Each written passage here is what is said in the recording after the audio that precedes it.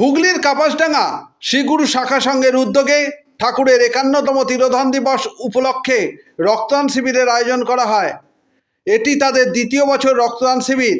রক্তদান শিবিরের উদ্বোধন করেন শাখা সংঘের প্রধান নারায়ণ দেবনাথ ও সুখেন মজুমদার। 50 জন রক্তদাতা রক্তদান করেন। পরে শাখা সংঘের প্রধান নারায়ণ দেবনাথ জানান।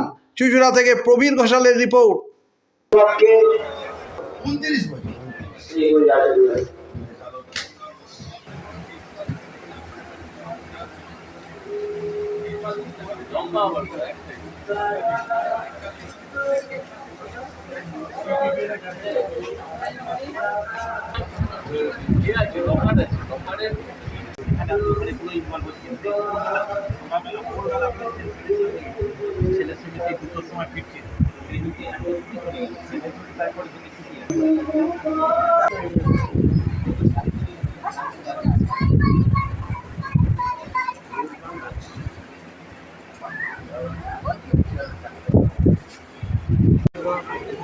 মানুষকে বার্তা দিচ্ছি আমাদের গুরুদেবের 4টে স্তম্ভের উপর দাঁড়িয়ে আছে কিন্তু সত্য সেবা নীতি ধর্ম।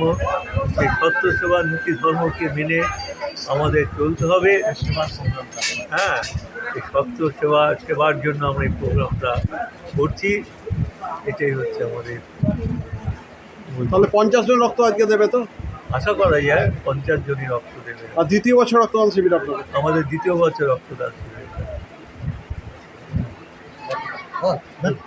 3 দিন ধরে অনুষ্ঠানটা চলবে আপনাদের? আমাদের 3 দিন ধরে অনুষ্ঠানটা চলবে। 14, 15, 16। আপনার নামটা? আমার নাম হচ্ছে নারায়ণ দেবনাথ। আপনি? শাখা সংঘের প্রধান কর্মী।